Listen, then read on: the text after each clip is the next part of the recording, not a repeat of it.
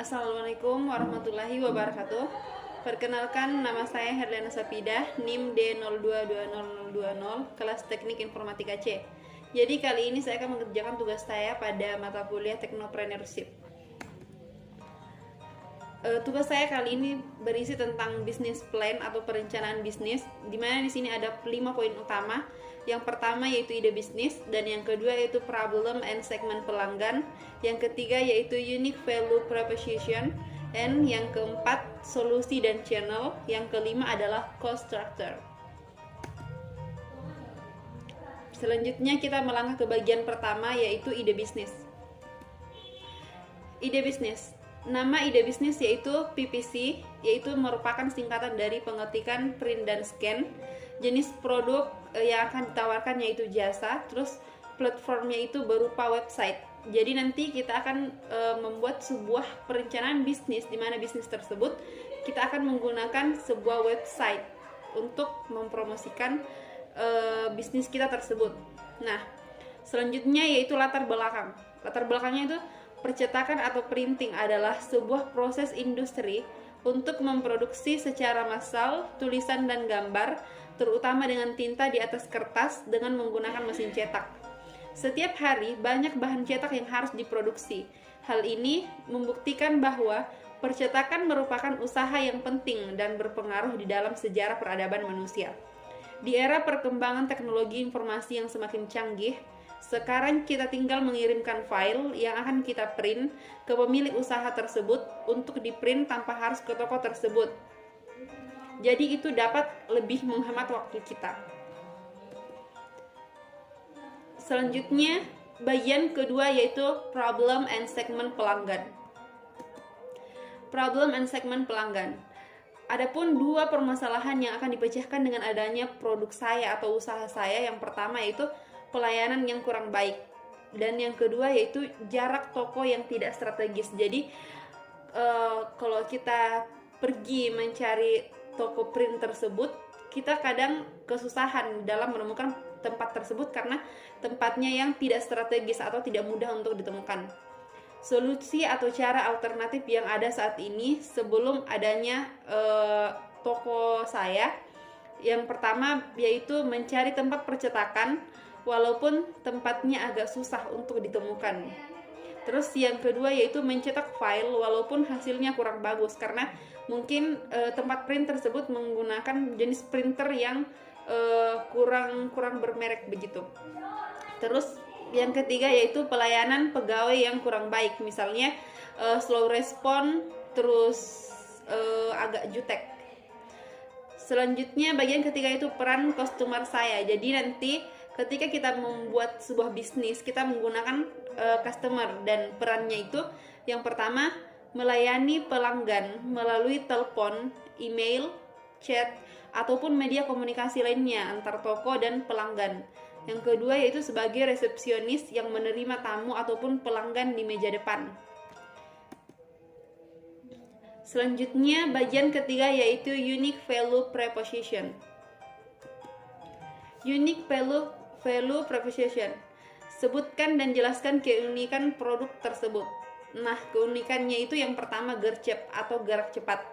Jasa pengetikan yang saya tawarkan sangat cocok untuk semua customer atau pelanggan karena pelayanannya cepat, baik dalam merespon pelanggan maupun dalam memenuhi kebutuhan pelanggan. Jadi pelanggan tidak perlu menunggu lama dalam proses percetakannya, karena pada saat pelanggan mengirimkan file ini, file tersebut langsung dicetak. Terus yang kedua yaitu high quality. Hasil print dan scan yang dihasilkan oleh toko kami berkualitas tinggi karena kami menggunakan mesin dengan merek yang berkualitas tinggi, dan kertas yang kami gunakan itu juga kertas yang berkualitas tinggi.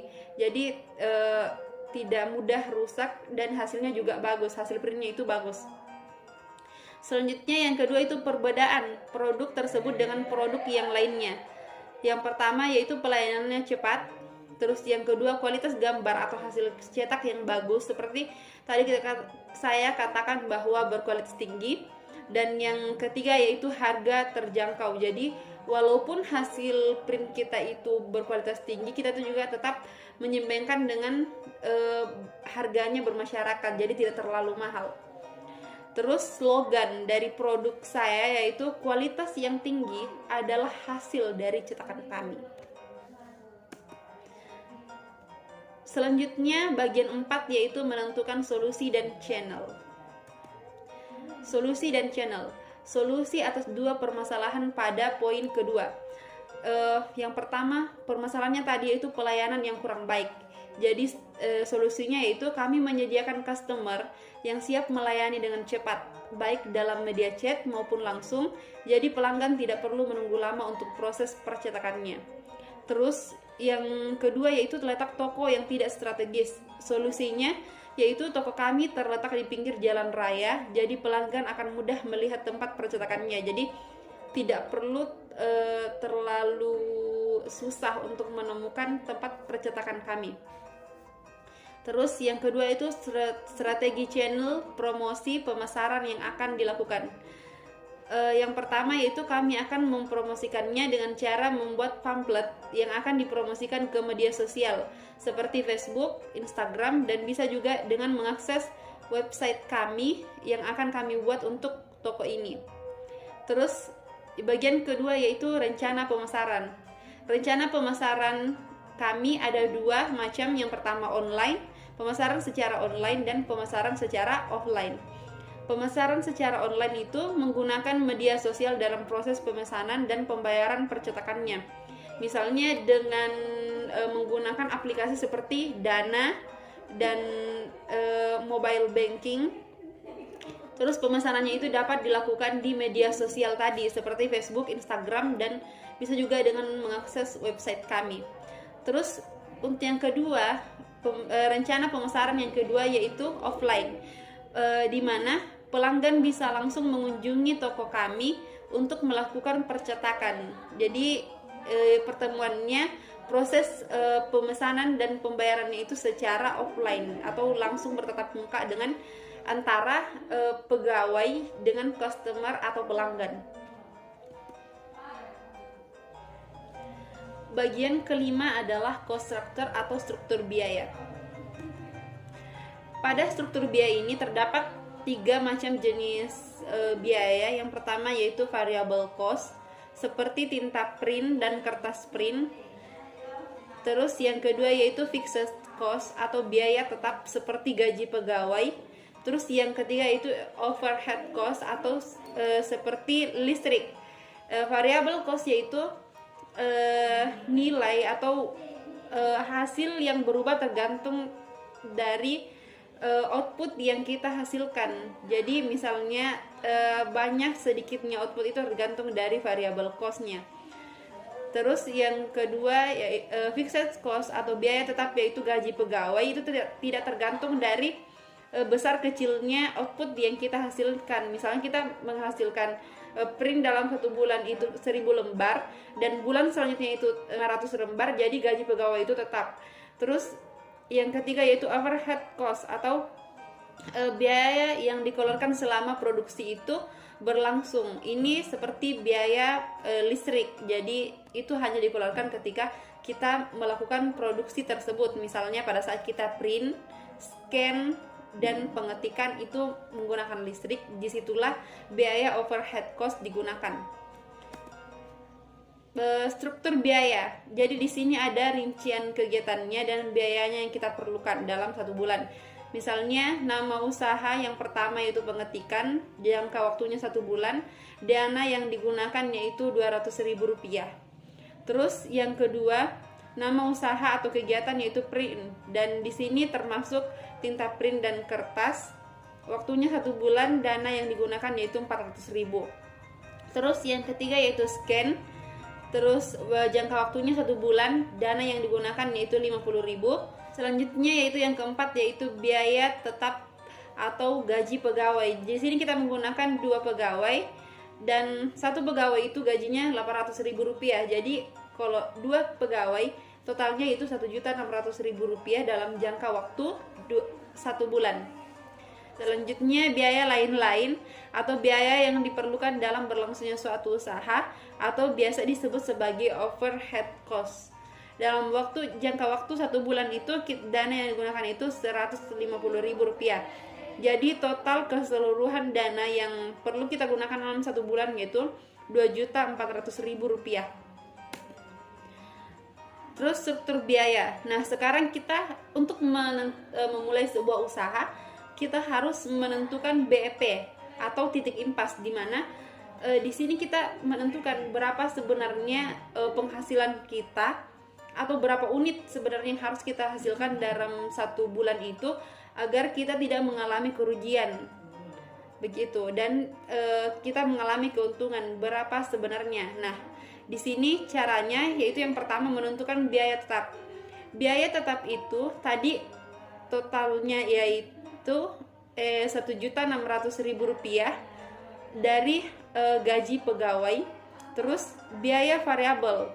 Biaya variabel itu Rp650.000 dari tinta print dan kertas. Terus harga jual per unit. Misalnya kalau kita print itu harga jualnya itu 1.000 per unit. Terus jumlah unit yang kita hasilkan dalam 1 hari misalnya 100 unit per hari, berarti dikali 30, karena misalnya 1 bulan itu 30 hari, jadi 3.000 unit dalam 1 bulan. Selanjutnya untuk mencari biaya variabel per unit, rumusnya itu biaya variabel per unit sama dengan total biaya variabel dibagi dengan jumlah total unit, sama dengan 650 dibagi 3.000 sama dengan 217 biayanya per unit. Selanjutnya yaitu kita menentukan titik impas dari unit tersebut. Caranya yaitu dengan rumus biaya tetap dibagi harga per unit dikurang biaya variabel per unit, di mana biaya tetapnya yaitu Rp1.600.000 dibagi harga per unitnya itu kita misalkan tadi Rp1.000 dikurang biaya variabel per unit yaitu 217 sama dengan 783. Nah, sama dengan di sini biaya tetapnya itu Rp1.600.000 dibagi 783 sama dengan 2.043 unit. Selanjutnya yaitu BEP rupiah. BEP rupiah sama dengan biaya tetap dibagi 1 dikurang biaya variabel per unit dibagi harga jual per unit. Nah, di sini biaya tetapnya itu Rp1.600.000. Biaya variabel per unit yaitu 217 dari sini tadi. Terus ini harga jual per unitnya itu 1.000, diambil dari sini. Selanjutnya 217 dibagi 1.000 sama dengan 0,217.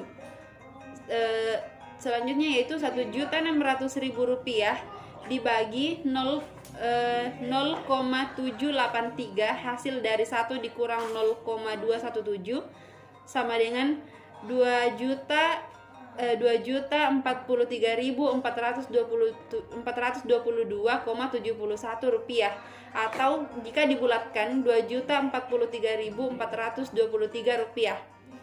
Jadi toko percetakan ini harus memproduksi 2.043 unit hasil cetakan dan mendapatkan Rp 2.043.423 rupiah untuk mencapai BEP atau titik impas dari usaha tersebut. Jadi agar tidak mengalami kerugian, toko percetakan ini harus memproduksi nilai tersebut. Oke, baiklah, itulah tadi presentasi dari saya, itu business plan atau perencanaan bisnis. Sekian dari saya. Wassalamualaikum warahmatullahi wabarakatuh.